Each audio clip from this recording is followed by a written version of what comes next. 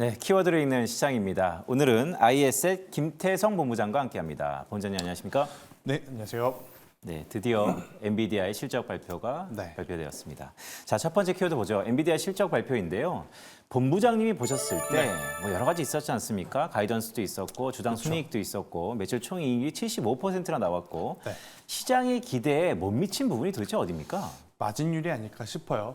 일단 어제 우리나라 장 중에 장 후반부에 어떤 특징이라고 한다면 SK 하이닉스가 갑작스럽게 수급이 붙으면서 올라오는 상황이 나타났었죠.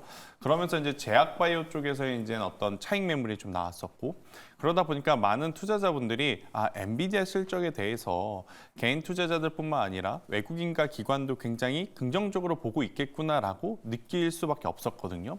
그런데 막상 이제 어제 미국장 시작하기 프리장에서부터 반도체 IT가 강하다라기보다는 굉장히 이제 관망장세로 좀 돌아서면서 장 초반에는 그다지 좋지 못한 모습을 보였는데, 결국에는 지금 엔비디아 실적 발표 이후에 어떤 엔비디아의 어떤 방향성은 상승보다는 지금 하락세로 좀 보이고 있죠. 그래서 이제 이 수치에 대해서, 숫자에 대해서 굉장히 다양한 의견들이 지금 나오고 있는데, 제가 지난주에도 한번 이야기 드렸지만 엔비디아 실적 발표에서 가장 중요한 것은 뭐 매출액도 매출액이나 영업이익이라고 제가 말씀을 드렸거든요. 마진율. 왜 그러냐면 엔비디아도 그렇고 과거의 테슬라도 그렇고 한 산업의 세계 1위, 그러니까 글로벌 탑티어 기업이 가장 어떤 중요한 포인트는 뭐였냐면 독과점 형태에서 그들이 가지고 가는 마진율이 높았었던 거였어요.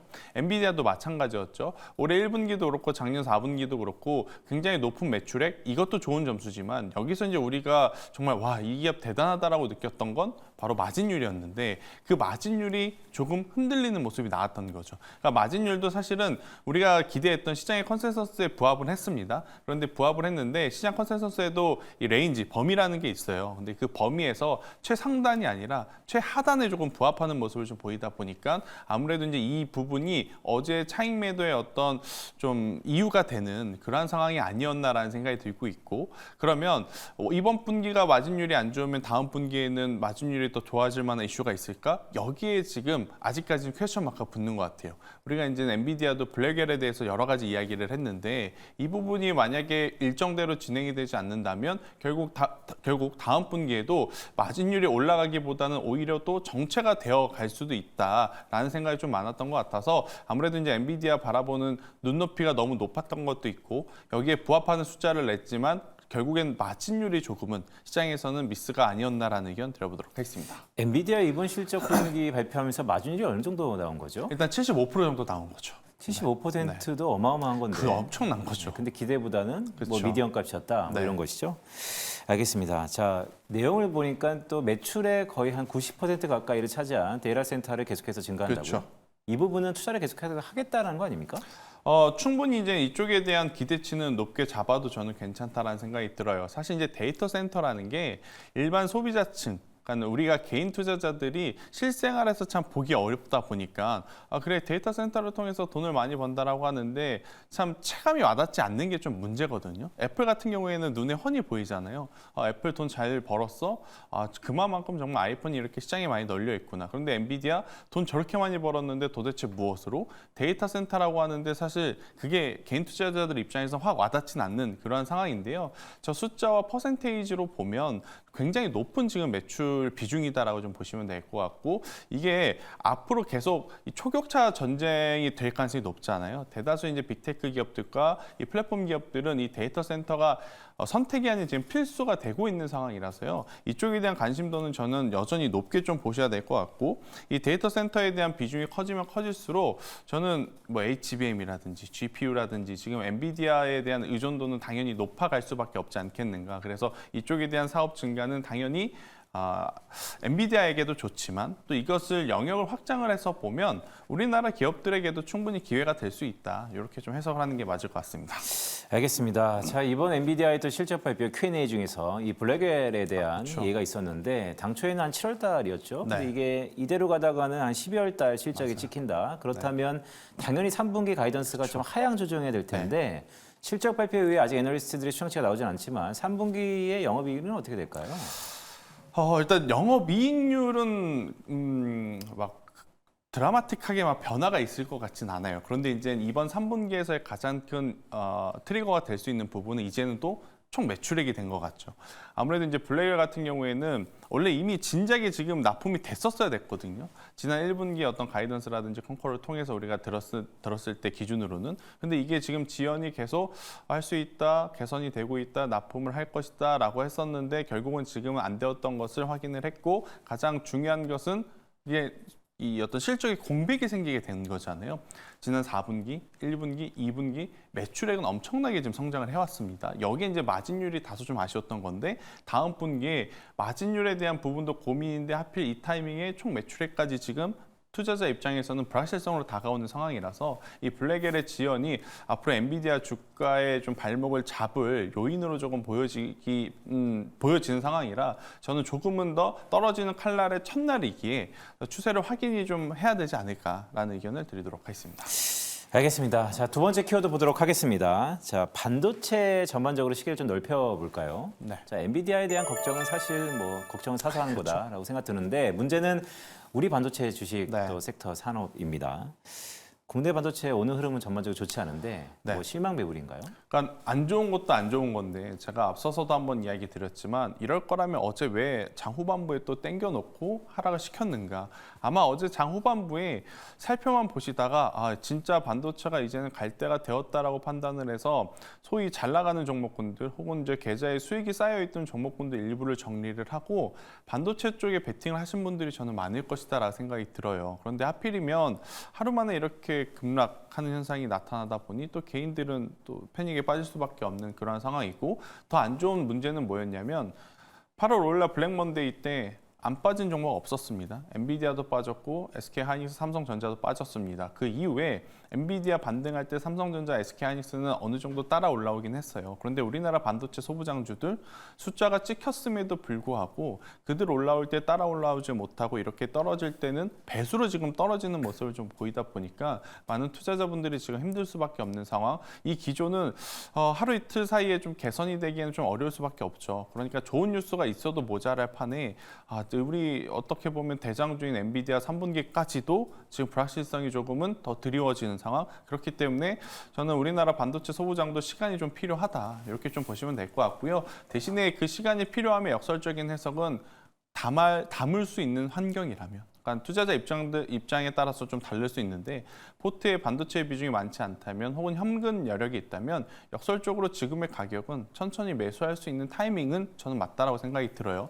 대신에 이제 여기서 종목을 잘 구별을 해야 되겠죠. 무조건 이 기업이 반도체에 속해 있다 그래서 가격적인 메리트만 보고 이제 투자를 하시는 것보다 실적은 나오는데 반도체 IT 섹터에 포함되어 있어서 조정을 받는 기업들 대표적으로 보면 반도체 테스트 소켓들 이쪽도 영업이익률 30%, 35% 이상 나오는 정말 좋은 섹터거든요. 그런데 반도체 섹터 이유 하나만으로 지금 조정이 나오고 있어서 이런 쪽을 바라보시거나 장비주들은 저는 여전히 좋게 봅니다. 뭐 PSK, PSK 홀딩스 같은 경우에는 YOY 대비로도 엄청나게 큰 성장을 보여준 우리에게 정말 기대감이 아니라 결과물을 보여준 기업이라서 이렇게 숫자 보여주고 실적 보여주고 기술력 보여주고 있는 기업들 중에 조정이 나오는 기업은 괜찮지만 단순히 뭐 이제 많이 빠졌으니까 반등을 해줘야 된다라는 명분을 가지고 보는 이제 종목군들은 조심하자라는 의견을 드리도록 하겠습니다. 본부장님, 네. 좀 허심탄회하게 제가 여쭤볼게요. 네. 중요한 순간이기 때문에 한번 여쭙니다. 엔비디아의 실적 발표의 젠슨의 Q&A를 보니까 네. 제 눈에 딱 들어왔던 것은 블랙웰의 실적에 정말로 에디드 인 되느냐에 대해서는 대답을 못했어요. 그렇죠. 자, 그렇다면 올해 사실 그 한마디가 올해 하반기 장은 끝났다. 라는 것으로도 생각할 수 있는데 네. 말씀 주셨던 것처럼 그래도 국내 소부장 쪽에서의 종목 선택이 중요하다. 물론 맞는 얘기인 것 같지만 네. 투심이라든지 아니면 가이던스가 우하향하는 그러니까 네. 큰 배가 가라앉는 상황에서 네. 거기서 종목 한두 개 선별한다고 포트폴리오가 우상향할까요? 그렇진 않겠죠. 그렇진 않겠지만 결국엔 포트폴리오라는 게 어떤 밸런스를 맞추는 거잖아요.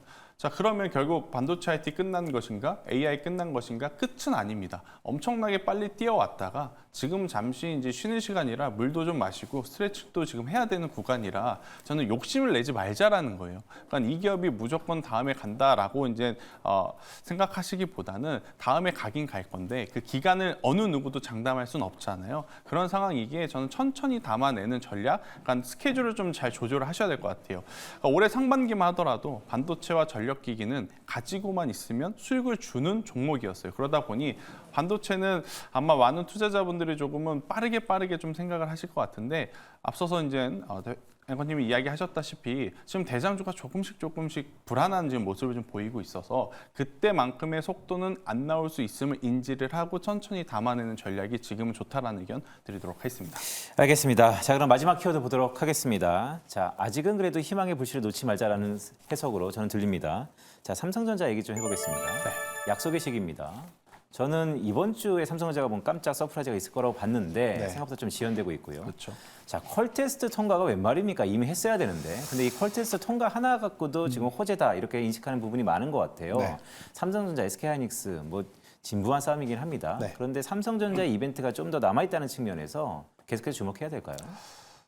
근데 이제 이 정도 되면 투자자분들도 그 내용이 나와도 그렇게까지 크게 환호를 하진 않을 것 같아요. 그러니까 뭐든지 적기의 타이밍이라는 게 저는 있다고 생각을 하는데 지금 이 퀄테스트 통과해서 양산을 한다라는 이슈는 저는 많이 지났다. 그래서 시장에서도 괜찮네, 좋아지겠네. 예전처럼 와 이제 삼성전자 시대가 열렸구나 이런 인식은 아니지 않겠는가라는 생각이 들어서요. 그 뉴스에 좀 기대감을 걸기에는 다소 시기가 좀 지나지 않았나라는 의견을 드리도록 하겠습니다. 알겠습니다. 그럼 전반적으로 어쨌든 반도체의 순환 시대입니다. 그렇다 보니까 소외된 종목 아니면 뭐 빈집털이 다양한 수급들이 결국 유동성이 갈 데가 없기 때문에 주식시장에 들어올 것 같은데 그렇다면 섹터가 바뀌겠죠. 제약바이오 좀 여쭤볼까요? 그렇죠. 오늘 계속 이런 얘기 했었어요. 유한양행이 라이징 스타냐 아니면 부동의 1인 알테오젠이냐 어떻게 보세요?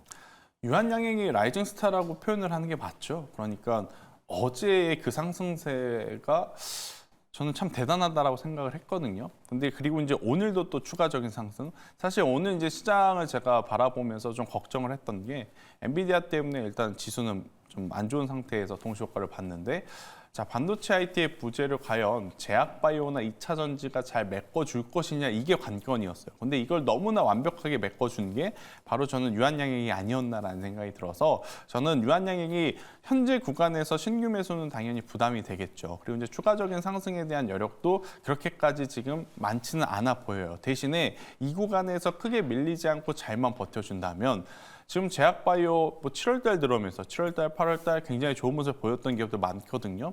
또 이제 추가적으로 상승이 나올 수 있는 기업들 많다라고 생각이 들어서 오늘 보면 ABL 바이오 같은 기업들도 그동안에 박스권을 언제 돌파하냐 했다가 유한양에게 이렇게 떠오르다 보니 같이 좀 투심이 확 살아나면서 올라오는 모습을 보였기 때문에 저는 유한양에게 대해서는 굉장히 또 좋은 점수를 줘야 되지 않을까.